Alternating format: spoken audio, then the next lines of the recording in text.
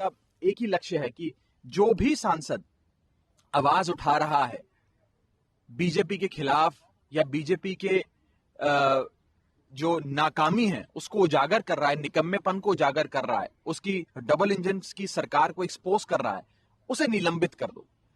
आज एक बेहद बड़ा राष्ट्रीय सुरक्षा का मुद्दा बन गया है मणिपुर। जो मणिपुर से हैवानियत भरी, बर्बरता भरी वीडियोस और फोटोग्राफ सामने आ रही हैं, उससे मुझे लगता है पूरे देश का दिल दहल गया है।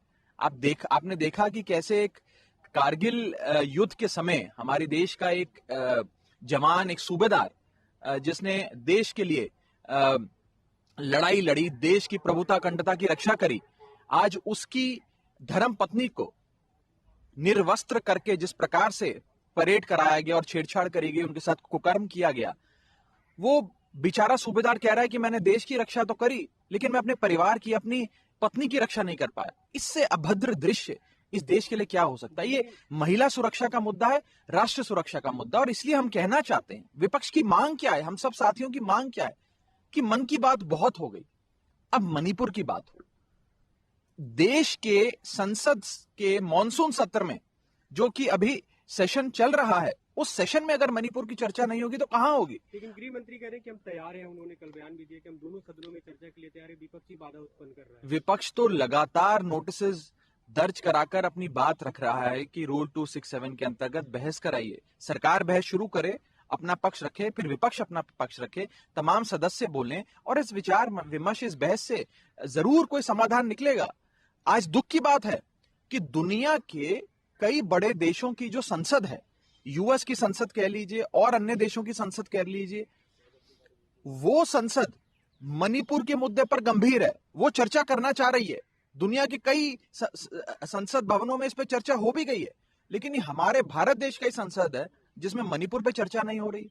क्यों नहीं हो रही है ये मैं पूछना चाहता हूं। एक महत्वपूर्ण विषय आपके सामने रखना चाहता हूं। क्यों मैं कह रहा हूं बार बार कि मणिपुर का विषय मात्र मणिपुर का विषय नहीं है, ये एक राष्ट्रीय सुरक्षा का विषय है। आज के अखबार ही हमें बताते हैं कि मणिपुर में जो आग लगी थी उसकी छींटें आज आसपास के राज्यों पर भी आने लगी हैं। आज सुबह की जानकारी है कि मिजोरम के अंदर भी एक पर्टिकुलर समुदाय के खिलाफ वायलेंस की घटनाएं सामने आ रही हैं और वहां से उन्हें हिदायतें दी जा रही हैं कि आप मिजोरम छोड़कर चले जाएं। तो कहने का मतलब यह है कि यह अब विषय सिर्फ मणिपुर का नहीं रहा, ये एक प्रकार से पूरे नॉर्थ ईस्ट का मसला बनता जा रहा है। इसीलिए हम सरकार से हाथ जोड़कर विनती करते हैं कि संज्ञान लें। सदन में डेकोरम और डिसिप्लिन की बात कर रहे हैं, जो राज्यसभा के सभापति कल उन्होंने कहा उससे हम समझौता नहीं कर सकते, सभी सदस्यों को सवाल उठाने का अधिकार है, आवाज उठाने का अधिकार है, लेकिन आपको डिसिप्लिन मेंटेन करना चाहिए, जो संजय सिंह नहीं कर रहे थे, उनका ये कहना था। जब जब सदन में विपक्ष जनता की आवाज उठाना चाहता है, ज्वलंत मुद्दे पर बहस चाहता है और सरकार वो बहस से भागती है, तो इसी प्रकार के लोकतांत्रिक हथियार लोकतंत्र को मजबूत करते हैं। ये मैंने नहीं कहा, ये अरुण जेटली साहब, उस समय के राज्यसभा के लीडर ऑफ ऑपोजिशन, और सुषमा स्वराज जी, उस समय की लोकसभा की विपक्ष के नेता, उन्होंने ये बात कही थी कि इस प्रकार से विरोध दर्ज करा के सदन को ना चलने देना भी संसद को और देश के लोकतंत्र को मजबूत करता है और संसद को चलाने की जिम्मेदारी सरकार की होती है। ये मैं नहीं कह रहा, बड़े विद्वान, बड़े नेता, इस देश के लीडर ऑफ ऑपोजिशन, केंद्रीय मंत्री रहे अरुण जेटली जी और सुषमा स्वराज जी का कथन है। मैं बीजेपी के लोगों को ये कथन दिखाना चाहूंगा, पढ़ाना चाहूंगा। ने भी एक प्रेस कॉन्फ्रेंस की, उन्होंने कहा कि विपक्ष तो सर्टेन शायद फैक्ट छुपाना चाह रहा है, इसलिए इस तरह का विरोध किया जा रहा है और सदन नहीं चलने दिया जा रहा है। देखिए, मैं उनको बस यही कहना चाहूंगा कि मणिपुर के अंदर केवल breakdown of law and order machinery ही नहीं हुआ है, केवल ब्रेकडाउन ऑफ कॉन्स्टिट्यूशनल मशीनरी ही नहीं हुआ है, मणिपुर के अंदर ब्रेकडाउन ऑफ ह्यूमैनिटी भी हो गया है।